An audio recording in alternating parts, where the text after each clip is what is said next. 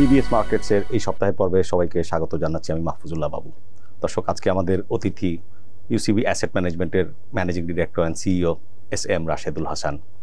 আমরা তার কাছ থেকে সামষ্টিক অর্থনীতি, দেশের ব্যাংকিং সেক্টরের যে রিফর্ম অ্যান্ড ক্যাপিটাল মার্কেট, তার কাছে আমার একটা স্পেশাল প্রশ্ন থাকবে যে এই মুহূর্তে টাকা আমরা কোথায় বিনিয়োগ করব। রাশেদ ভাই, স্বাগতম। Thank you for having me. Rashed ভাই, ম্যাক্রো ইকোনমিক যে ফ্যাক্টরগুলো, অর্থনীতি কি ঠিক পথে আছে কিনা? আচ্ছা, আমাদের আসলে যদি ম্যাক্রো ইকোনমির আপনার মেজর ড্রাইভার্সগুলো বলি, সেটা হচ্ছে আমরা দেখি এগ্রিকালচার, এক্সপোর্ট অ্যান্ড রেমিটেন্স। তো agriculture, despite we had flood আপনার এই ফিসক্যাল ইয়ারে, কিন্তু তারপরে 3% প্লাস কিন্তু একটা গ্রোথ আছে। আপনি যদি এক্সপোর্টের দিকে তাকান, তো এক্সপোর্ট কিন্তু রিবাউন্ড করেছে এবং এই বছরে আপনার 9%-এর মতন আমাদের একটা গ্রোথ আছে। এবং আমি বলবো যে এই performance is dissent performance.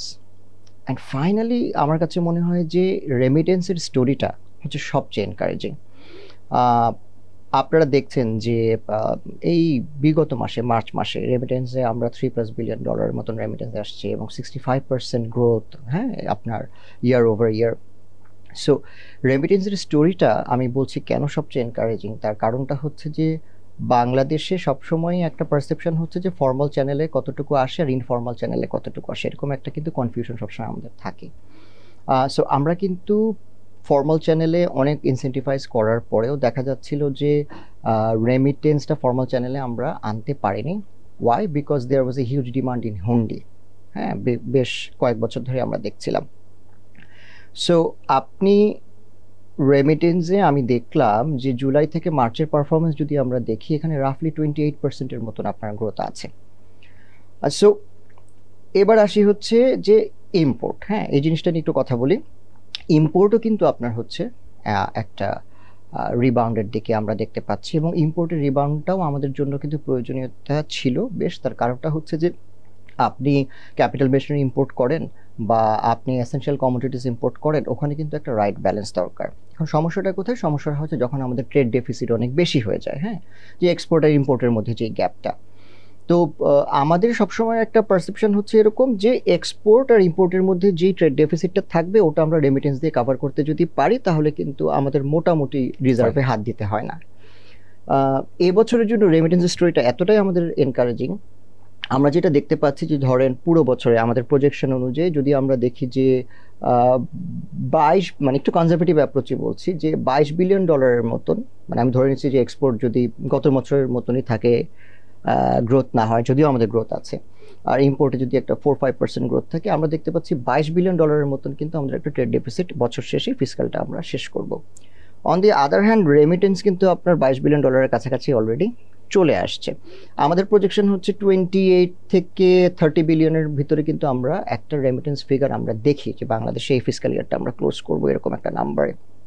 So আমরা কিন্তু একটা অ্যাডিশনাল একটা রিজার্ভ আমরা কিন্তু পেতে যাচ্ছি ট্রেড ডেফিসিটের পরে, এবং আমরা দেখতে পাচ্ছি যে এখানে একটা কিন্তু আমাদের একটা $6 থেকে $7 বিলিয়ন একটা কুশন আমাদের আসছে, যেটা কিন্তু আমাদের কারেন্সি স্টেবিলাইজ করতে হেল্প করেছে, যেটা আমাদের আপনার কারেন্ট অ্যাকাউন্ট এবং ওভারঅল ব্যালেন্স অফ পেমেন্টটা হচ্ছে স্টেবিলাইজ করতে হেল্প করেছে। এবং যেটা বললাম যে once your currency is stabilize এবং আপনার বিওপি যখন একটা স্টেবিলাইজেশনের দিকে যাচ্ছে তখন কিন্তু খুব স্বাভাবিকভাবে ইম্পোর্টটা রিবাউন্ড করবে এবং আমরা আস্তে আস্তে কিন্তু দেখব যে অর্থনীতির চাকাটা আগের থেকে বেশি জোরে ঘুরছে। Now the most burning question, inflation. হ্যাঁ, যে আপনি জানেন যে আমরা বাংলাদেশে অন অ্যান অ্যাভারেজ, আমি যদি 2009-10 থেকেও চিন্তা করি, আপনার অন অ্যান অ্যাভারেজ 6.66 বা এরকম, বা অ্যারাউন্ড মানে 6-7-এর মতন একটা আপনার ইনফ্লেশন কিন্তু আমরা পিরিয়ড পার করেছি। ওয়ান পার্টিকুলার ইয়ার মোস্ট প্রবলি ওটা 11-12 দিকে ছিল, ইট ওয়াজ মোর দ্যান 10%, কিন্তু এটা আবার পরবর্তীতে কমে আসছে। 2022-23 ফিসকাল ইয়ার থেকে কিন্তু আমাদের ইনফ্লেশনটা আবার পিক আপ করা শুরু করে এবং এটা খুবই পারসিস্টেন্ট একটা ইনফ্লেশন। হ্যাঁ, মানে ভেরি স্টিকি, এটা যাচ্ছে না আমাদের এখান থেকে। Of course there are some external factors as well, but আমরা মনে করি যে এই ইনফ্লেশনটাকে টলারেবল লিমিটে আনার জন্য অনেক আগে থেকেই আপনার একটা কন্ট্রাকশনারি মনিটারি পলিসি হওয়া দরকার ছিল। অনেক আগে থেকেই আপনার টাকা যে ওভার ভ্যালুড ছিল, ওই এক্সচেঞ্জ রেটে আপনার হচ্ছে যে কাজটা আমরা আগে করি না সেটা আমাদের অনেক পরে এসে করতে হচ্ছে। আপনার মনে এই কারণে সবটা ধাক্কা একবার এসছে। একবারে বাবু ভাই, আপনার মনে পড়ে কিনা যে আমরা একটা রিসার্চ রিপোর্ট করেছিলাম যে বাংলাদেশ পাকিস্তানকে শ্রীলঙ্কা হবে কিনা, এবং এই এরকম একটা অনুষ্ঠানে আমি আপনাকে বলেছিলাম যে আমাদের আসলে লেন্ডিং রেটের যে ক্যাপটা এটা তুলে দেওয়া দরকার। আমাদের যদি আমরা if you want to attract more remittance তাহলে আমাদের কারেন্সির এখন থেকেই হচ্ছে ডিভ্যালু করা দরকার। এই জিনিসগুলো নিয়ে আমরা কিন্তু কথা বলেছিলাম। এখন যেহেতু আগে এই কাজগুলো আমাদের করা হয়নি, বাট পরবর্তীতে এসে আমরা দেখতে পাচ্ছি যে নতুন আমাদের সেন্ট্রাল ব্যাংকের যে গভর্নর আছেন উনি কিন্তু এসেই আপনার পলিসি রেট 8.5% থেকে কয়েকটি ধাপে এটা এখন 10%-এর দিকে নিয়ে যাচ্ছেন। তার মানে ইন টার্মস অফ আপনার যদি আমি মানির অ্যাভেলেবিলিটি বলি এবং মানির যদি আপনার মানে প্রাইসিংও বলি, সেক্ষেত্রে কিন্তু টাকা এখন সস্তা না, আবার টাকা অ্যাভেলেবলও না। সো একটা কন্ট্রাকশনারি মনিটারি পলিসি কিন্তু আমাদের দরকার ছিল ইনফ্লেশনটাকে কুল ডাউন করার জন্য। আমরা যেটা এখন মনে করছি গোয়িং ফরওয়ার্ড, যে ধরেন সেন্ট্রাল ব্যাংকের একজন গভর্নর বা সেন্ট্রাল ব্যাংকের মানে যখন অ্যাসাইনমেন্টটা আমাদের আজহার মানসুর সাহেব নিলেন, আমরা কিন্তু জানি যে একটা গভর্নরের কাজ কি। ফার্স্ট অফ অল হচ্ছে বাংলাদেশে উনি যে কনটেক্সটে এসেছিলেন, বাংলাদেশে হচ্ছে একটা বিওপির যে একটা ব্যালেন্স স্টেবিলাইজ করা এক নম্বর, 2 নম্বর হচ্ছে কারেন্সির একটা স্টেবিলাইজেশন আনা, এবং ফাইনালি হচ্ছে ইনফ্লেশনকে কুল ডাউন করা। দুটো টাস্কে কিন্তু আমি বলবো যে সেন্ট্রাল ব্যাংকের গভর্নর বা এন্টার সেন্ট্রাল ব্যাংক টিম কিন্তু প্রিটি সাকসেসফুল। ফাইনালি ইনফ্লেশনটা যেটা বিষয় আছে, এটা আমি আপনাকে আগেও বললাম যে এক্সটার্নাল অনেকগুলো ফ্যাক্টর থাকে, কিন্তু এখানে আমাদের জন্য কিছু ফেভারেবল এখন সিনারিও আমরা দেখতে পাচ্ছি। রেমিটেন্সের কথা আগে বলছি আপনাকে, এখানে আমরা একটা গুড ফ্লো পাচ্ছি, অ্যান্ড সো কারেন্সি স্টেবিলাইজেশন ওখান থেকে আসবে। আপনি কমোডিটি মার্কেটের দিকে যদি দেখেন, আপনি জানেন যে আমাদের হিউজ পরিমাণ পেট্রোলিয়াম প্রোডাক্ট হচ্ছে ইম্পোর্ট করতে হয়। সো কমোডিটি মার্কেটে অয়েল প্রাইসের কিন্তু একটা বেশ বড় একটা কারেকশন কিন্তু হয়েছে।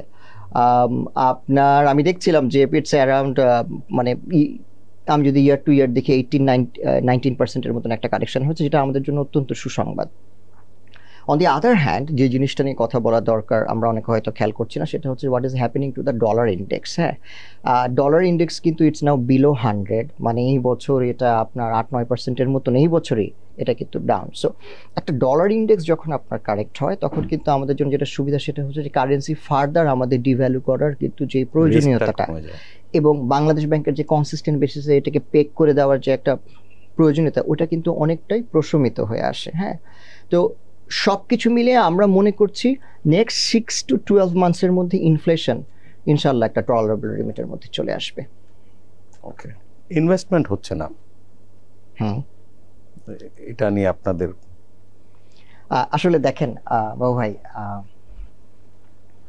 আমরা এই পরিবর্তিত সময়ের কথা যদি ধরি, হ্যাঁ, the country is going through, আপনার মনে করেন যে একটা আমি বলবো রিনিউড পিরিয়ড, রিডিফাইন্ড হোপ, সব কিছু নতুনভাবে আমাদেরকে করতে হচ্ছে, এবং পুরনো দিনের যতগুলো আপনার পলিসি ইনকনসিস্টেন্সি বলি বা পলিসি এরর বলি যেগুলো নেওয়া হয়তো উচিত হয়নি, সেগুলোকে কারেক্ট করে করে কিন্তু আগাতে হচ্ছে। তো প্রায়োরিটিগুলো কিন্তু ঠিক করতে হবে। তো আপনি যেটা বললাম যে সেন্ট্রাল ব্যাংকের গভর্নর ফার্স্টের কাজটা কিন্তু ছিল যে এই 3টা জিনিস করা, বিওপি, কারেন্সি অ্যান্ড দেন হচ্ছে ইনফ্লেশন। এখন উনি কিন্তু এই অবস্থায় কন্ট্রাকশনারি মনিটারি পলিসি ছাড়া ওনাদের হাতে কিন্তু অন্য কোনো টুল আর নাই। সো যখনই আপনি কন্ট্রাকশনারি মনিটারি পলিসি নেবেন আপনার ইনভেস্টমেন্ট পিক আপ করবে না। এখন কোয়েশ্চেন হচ্ছে কতটুকু নেবেন। আমার কাছে মনে হয় ডিসেন্ট অ্যামাউন্ট অফ কন্ট্রাকশন বা টাইটেন আমরা করে ফেলছি।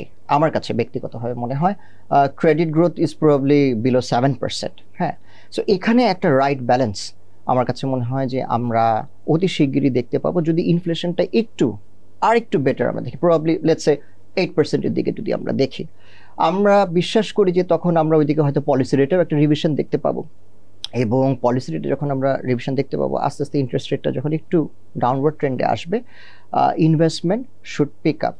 বাট এখানে একটা কথা আছে যে কতটুকু আমার আসলে ইন্টারেস্ট রেট ড্রিভেন বিষয়টা আছে, আর কতটুকু হচ্ছে আমার ওভারঅল ইকোসিস্টেমটার অবস্থাটা কি। দেখেন ইনভেস্টমেন্টকে ফ্যাসিলিটেট করতে গেলে আমাদের কিন্তু বেশ কয়েকটা জিনিসের দিকে খেয়াল রাখতে হবে। ধরেন আমরা কিন্তু এখন কথা বলছি যে ট্যারিফ ওয়ারে বাংলাদেশ কিভাবে হচ্ছে বেনিফিটেড হবে, আমাদের কি পরিমাণ ক্যাপাসিটি আর কি আছে, যদি আমরা মনে করেন একটা big chunk of business RMG business পেতে চাই, আমাদের কি পরিমাণ ক্যাপাসিটি আছে আর কতটুকু ক্যাপাসিটি আমাদের ডেভেলপ করতে হবে। Do we have ample land, যদি আমাদের ল্যান্ড থেকেও থাকে সেই ল্যান্ডগুলোতে আপনার ইলেকট্রিসিটি কানেকশন থেকে শুরু করে এনার্জি পাওয়ার কানেকশন থেকে শুরু করে ওই ফ্যাসিলিটেশনগুলো কি আমরা এখনই হচ্ছে দিতে পারবো কিনা। অ্যান্ড দেন কোয়েশ্চেন আসে যে আমাদের স্কিলড লেবার আছে কিনা। তো ইনভেস্টমেন্টের পিক আপ করার জন্য আমরা দেখলাম রিসেন্টলি বিডার একটা সামিট হলো। সো বিডার এই সামিটটা নিয়ে কিন্তু আপনারা দেখছেন যে পক্ষে বিপক্ষে দুই ধরনের মতামতই কিন্তু আছে। তো আমার কাছে আমি বিডার ইনভেস্টমেন্ট সামিটে গিয়ে যে জিনিসটা আমার কাছে সবচেয়ে ভালো লেগেছে সেটা হচ্ছে দেখেন ইট ইজ ভেরি ইম্পর্টেন্ট টু মানে প্রমোট আওয়ার কান্ট্রি, যে হোয়াট উই ক্যান অফার। হ্যাঁ, তো এই প্রমোশন কিন্তু বিভিন্ন সময় হয়তো টুকটাকভাবে হয়েছে, হয়তো আপনার ঠিক আমি কি বলবো যে রাইট টিম দিয়ে বা ঠিক চ্যানেলে এটা কিন্তু আমরা হচ্ছে প্রমোট করতে পারিনি। এখন যখন আমরা ফরেনারদেরকে বাংলাদেশে ডেকে আনছি, আমরা তাদের সাথে কথা বলছি এবং আমরা যখন তাদেরকে দেখাচ্ছি this is what we have to offer, এটাও কিন্তু আমি মনে করছি যে ইনাফ না। কিন্তু কোনটা আমার কাছে সবচেয়ে ভালো লেগেছে আপনাকে বলি, আমার কাছে ভালো লেগেছে যে now foreign investor can see who they are going to work with. It is very important যে আপনি কার সাথে কাজ করছেন। এখন আপনি টিপিক্যাল ব্রোকারদের সাথে কাজ করছেন নাকি হাইলি এনার্জেটিক ইউথের সাথে কাজ করছেন who wants to make a difference to this country. So আমার কাছে মনে হয় এই মেসেজটা খুব স্ট্রংভাবে আমরা দিয়েছি। এটা একদিনই ইনভেস্টমেন্ট আমাদের এখানে আসবে না। এফডিআই অ্যাট্রাক্ট করার জন্য পলিসি কনসিস্টেন্সি লাগবে। এফডিআই অ্যাট্রাক্ট করার জন্য তারাই নিশ্চয়তাটা চায় যে একটা পার্টিকুলার গভর্নমেন্ট আসুক বা গভর্নমেন্ট চেঞ্জ হোক, 10 বছর 15 বছরের জন্য আমি একটা পলিসি কনসিস্টেন্সি তোমার দিক থেকে পাবো এবং তোমার অ্যাডিকুয়েট রিসোর্স আছে আমার এই ইনভেস্টমেন্টটাকে অ্যাট্রাক্ট করার জন্য। আমরা মানি ম্যানেজার। হ্যাঁ, যে ব্যাংকিং সেক্টরের রিফর্ম যেটা আপনি সবচেয়ে বেশি কথা জি, এর মানে আপনি তো ট্র্যাক করছেন অবশ্যই, ফিউচারটা কি দেখছেন? আসলে ব্যাংকিং সেক্টর নিয়ে অনেক কথা হয়ে গেছে বাবু ভাই। হ্যাঁ, ব্যাংকিং সেক্টরের কারাপশন, লিকেজ, ব্যাংকিং সেক্টরের যত রকম গভর্নেন্স ইস্যু, আমার এখানে একটু আমি বলবো একটু ডিফারেন্ট ভিউই আছে ব্যাংকিং সেক্টরে, যে how the sector has evolved এবং how it is going to evolve in coming 10, 15, 20 years. কেন বলছি, ব্যাক ইন 2009-10 যখন আমরা কাজ করা শুরু করি আমরা দেখেছি যে স্টক মার্কেটে যে ব্যাংকগুলো লিস্টেড তাদের অনেকেই হচ্ছে ইনভেস্টেবল, হাই আরওএ, খুব ভালোভাবে গ্রো করছে, ক্যাপিটাল অ্যাডুকেসি যদি লাগে সেটাও তারা হচ্ছে ক্যাপিটাল রেজ করছে। I have seen few banks যারা হচ্ছে আপনার রাইট শেয়ার দিয়েও ক্যাপিটাল রেজ করতে পেরেছে। সো তখন একটা এরা কিন্তু আমরা দেখেছি ব্যাংকিং সেক্টরের। বাট দেন যখন এই নন পারফর্মিং লোনগুলো আসা শুরু করলো due to governance issue, so এখানে আমার ভিউটা হচ্ছে যে বাংলাদেশের ব্যাংকিং সেক্টর কনসলিডেশন আসবেই। তার মানে বাংলাদেশে আপনি দেখবেন আমাদের এই সেক্টরে টপ কিছু প্লেয়ার্স দাঁড়িয়ে যাচ্ছে, যেই টপ প্লেয়ার্সরা will be getting bigger and bigger. মানুষ কিন্তু এখন ভালো ব্যাংক আর খারাপ ব্যাংক এটার মধ্যে পার্থক্য করতে শিখে গেছে। লিজিং সেক্টরে মানুষ অনেকেই কিন্তু ডিপোজিটস দিয়ে, I have many of my investors who are struggling to get back their deposits from আপনার উইক লিজিং কোম্পানিজ। হ্যাঁ, এবং এই উইক লিজিং কোম্পানিগুলোর জন্য কিন্তু স্ট্রং কোম্পানি যারা আপনার আমরা যারা আছে নাম নিয়ে বলি আইডিএলসি, আইপিএলসি, তাদেরও কিন্তু হচ্ছে অনেক মানে ওই পার্টিকুলার সেক্টরের গায়ে যখন দাগ লেগে যাচ্ছে তাদেরকে ডিপোজিট নিতেও কিন্তু একটা কষ্ট করতে হচ্ছে। সো হোয়াট আই সি যে well governed banks are going to get bigger and bigger. এখন কি ওয়েল গভর্ন বলতে কি বোঝাচ্ছে এটা একটু বোঝেন।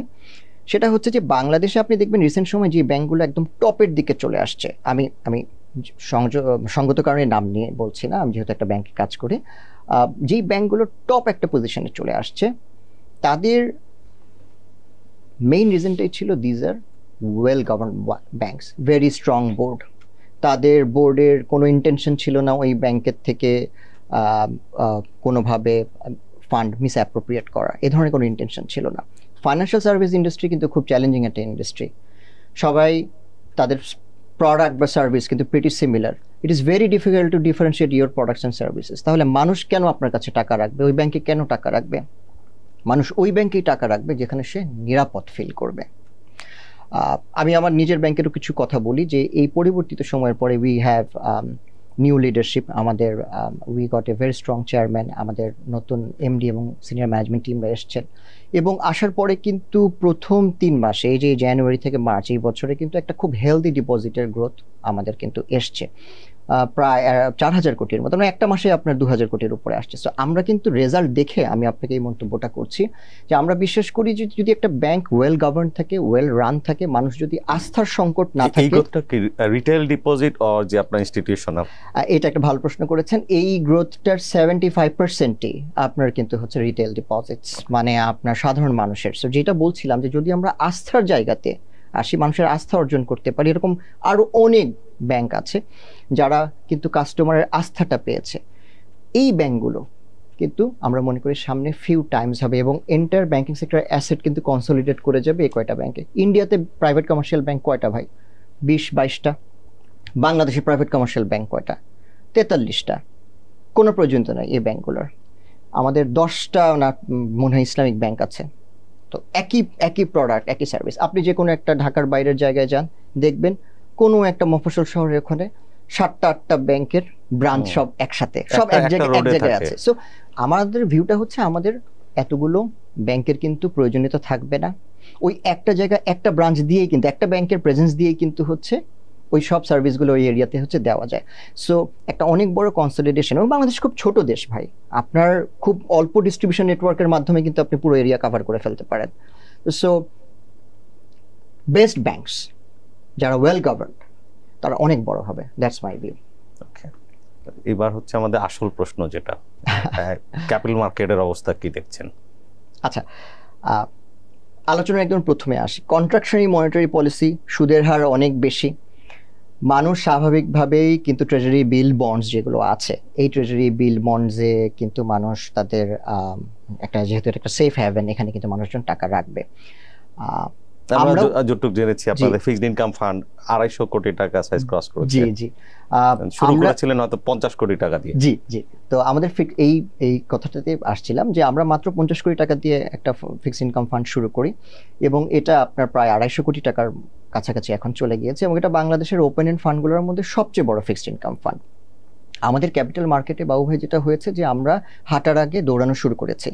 আমাদের ইন্ট্রোডিউস করা দরকার ছিল ফিক্সড ইনকাম ওরিয়েন্টেড প্রোডাক্টস এবং তারপরে আসা উচিত ছিল ইকুইটি ওরিয়েন্টেড স্কিম।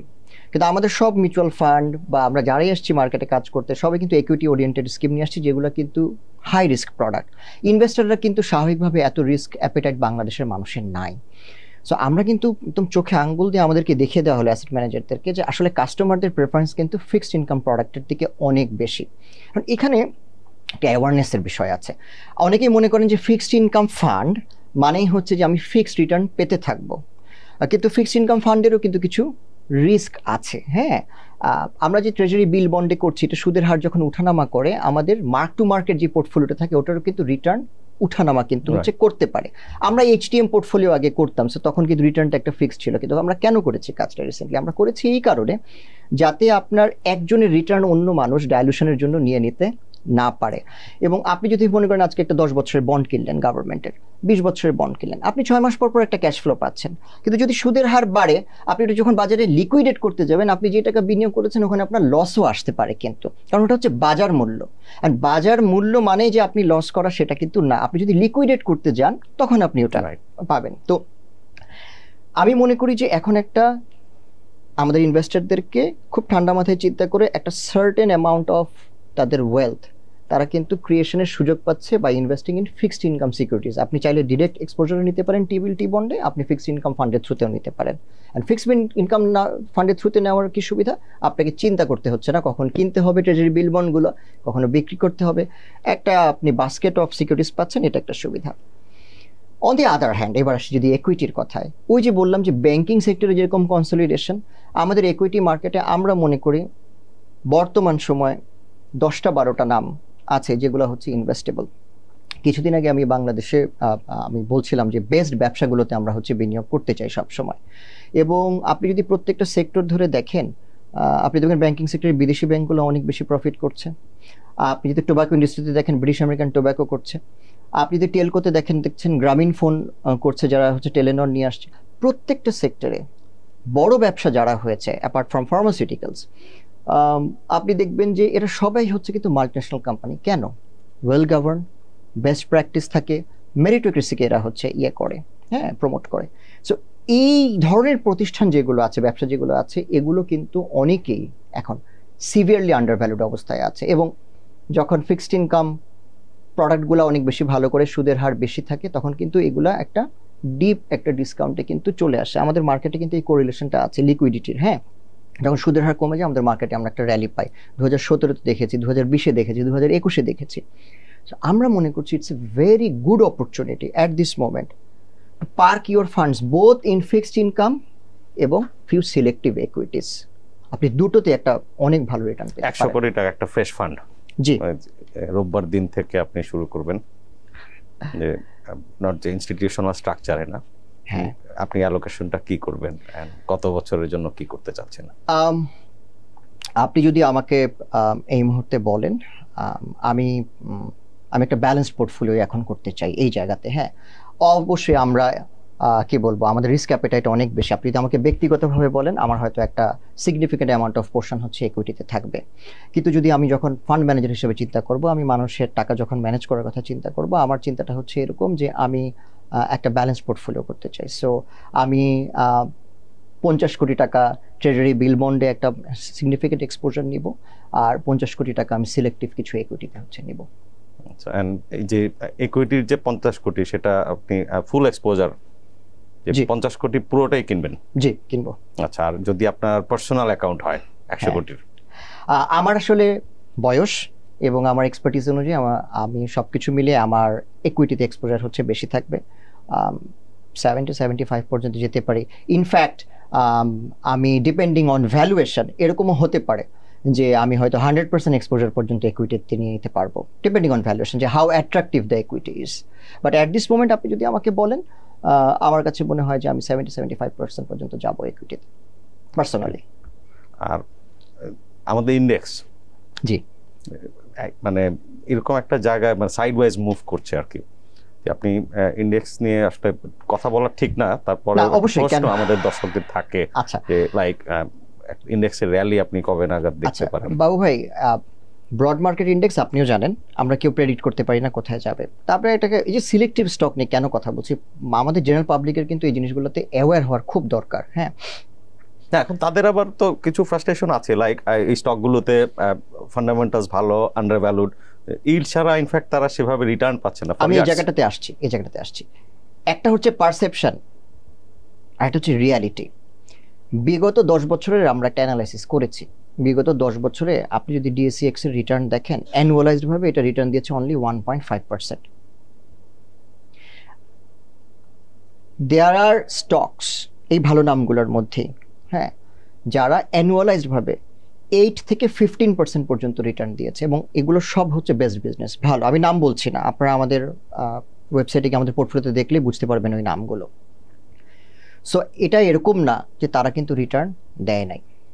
রাদার আমি বলবো যে এখন যে ভ্যালুয়েশনে আছে, এটা আপনাকে একটা চমৎকার সুযোগ দিচ্ছে যে ফার্দার আপনার ওয়েলথটাকে হচ্ছে এনহ্যান্স করার। সবসময় কিন্তু এই ধরনের আমরা মনে করি যে ডিপ্রেস ভ্যালুয়েশনে এই ভালো ব্যবসাগুলা হচ্ছে পাওয়া যায় না। দেখেন, সুদের হার কিন্তু সাইক্লিক্যাল থাকবে, কিন্তু যেই ব্যবসাটা 15 বছর, 20 বছর, 30 বছর ধরে তৈরি করা হয়েছে, যে ভ্যালুটা তারা জেনারেট করেছে, ওটা কিন্তু এরকম সাইক্লিক্যাল না।